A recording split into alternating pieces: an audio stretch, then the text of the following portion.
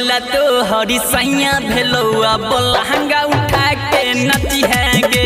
DJ वाला तो हरी सैया भेलो अब लहंगा उठा के नची है गे।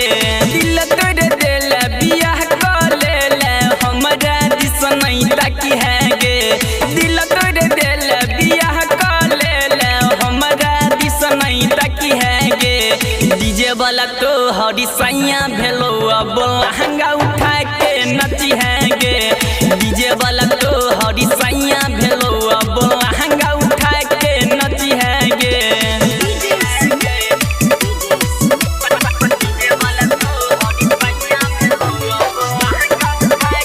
रिया स्टूडियो दिल्ली।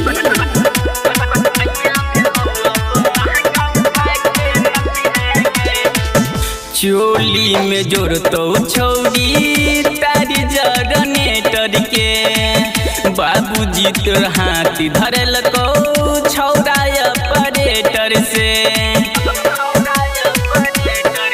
हे गई चोली में जोर तो छौरी तारी जनरेटर के। बाबूजी तोर हाथी धरल को छौरा ऑपरेटर से।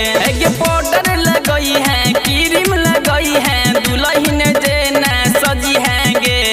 पाउडर लगई है क्रीम लगई है दुल्हन जेना सजी है गे। डीजे वाला तो हरी सैया भेलो अब लहंगा उठा के नची है गे।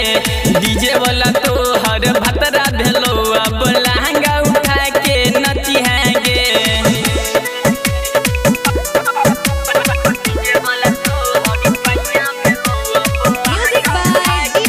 रिया स्टूडियो दिल्ली।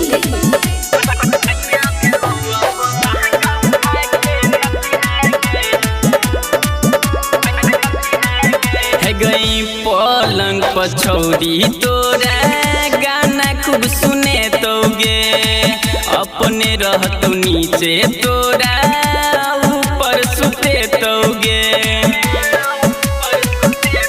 हे गई पलंग पछौरी तोरा गाना खूब सुने तोगे।